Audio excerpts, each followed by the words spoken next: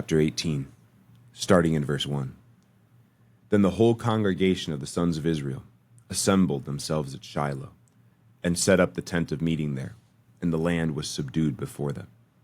There remained among the sons of Israel 7 tribes who had not divided their inheritance. So Joshua said to the sons of Israel, "How long will you put off entering to take possession of the land which the Lord, the God of your fathers, has given you? Provide for yourselves 3 men from each tribe, that I may send them, and that they may arise and walk through the land and write a description of it according to their inheritance. Then they shall return to me. They shall divide it into 7 portions. Judah shall stay in its territory on the south, and the house of Joseph shall stay in their territory on the north. You shall describe the land in 7 divisions and bring the description here to me. I will cast lots for you here before the Lord." This morning, what really touches me about Joshua is he's a man who encourages others. He exhorts and he encourages. So what is encourage? Encourage is, it's courage, E-N courage. That means to put courage into someone. Courage means stepping forward in the face of fear. But he's also exhortation. Exhortation is like a strong, it's not a command, but it's like a, hey, this is where you should be going right now. You need to go do this right now. And I love that Joshua does this.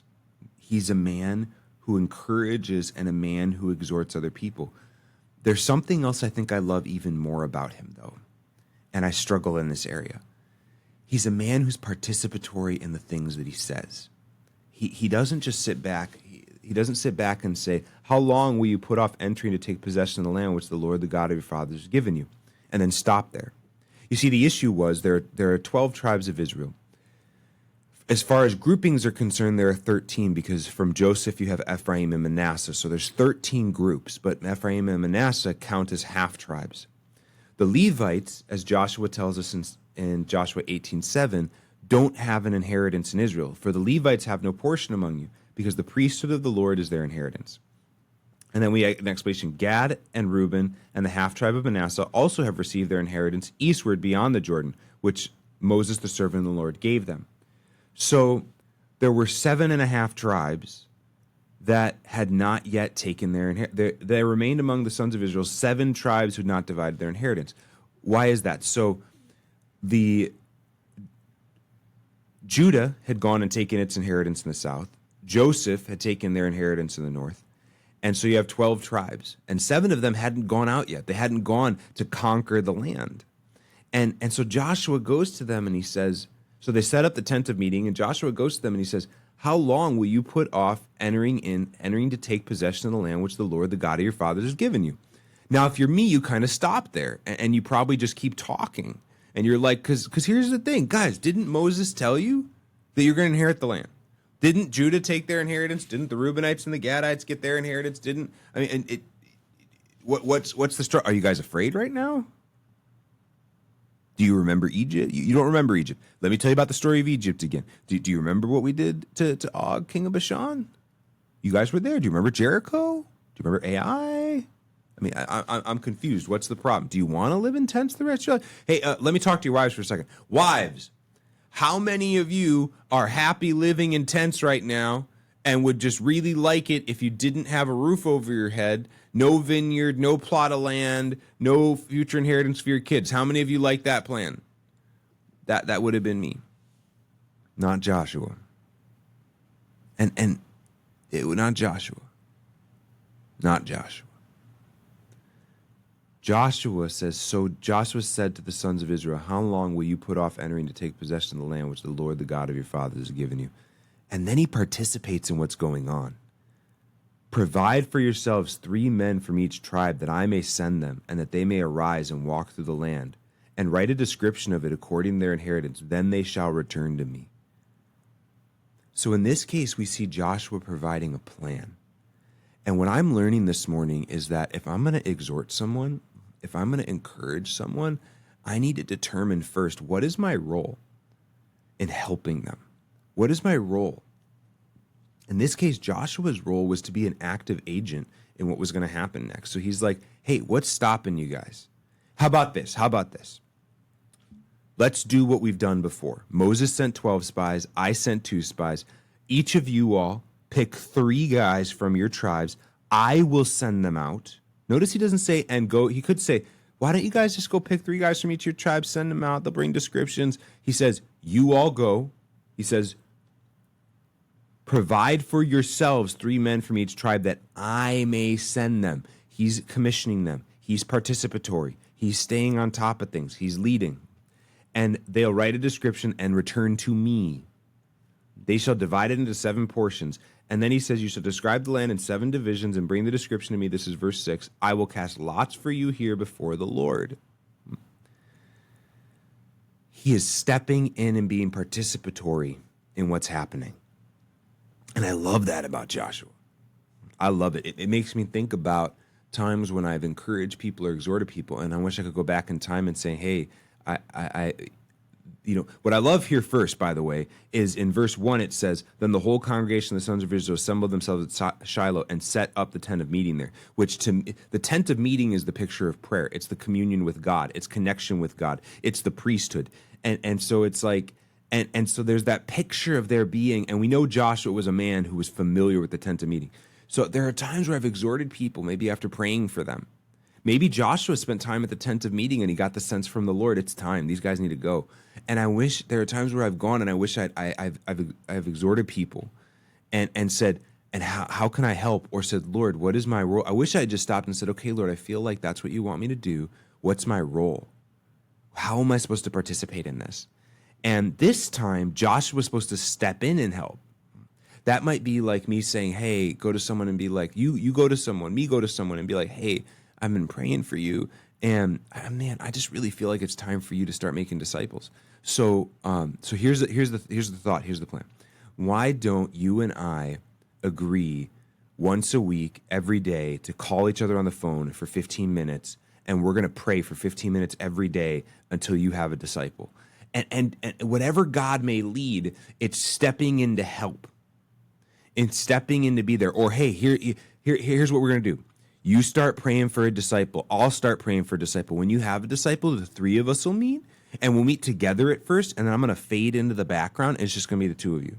How does that sound? Like, I'm getting involved. And I think there's another time we see Joshua significantly exhort the people in Joshua 24, and I think it's another thing that I think is really important to consider. So one of the ways we can get involved is we can exhort people, or we can exhort and encourage people. And once we've exhorted and encouraged them, we can go and we can participate in what's going on with them. Here's another thing we can do. Joshua 24, starting in verse 14. Now, therefore, fear the Lord and serve him in sincerity and truth. Put away the gods which your fathers served beyond the river and in Egypt, and serve the Lord. If it is disagreeable in your sight to serve the Lord, choose for yourselves today whom you will serve, whether the gods which your fathers served, which were beyond the river, or the gods of the Amorites in whose land you're living. But as for me and my house, we will serve the Lord. So what he's doing is he's doing a similar thing.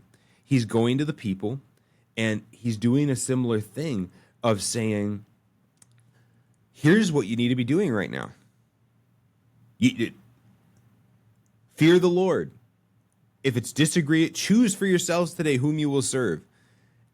But this time, Joshua's role is to set an example. Joshua's role is to set an example.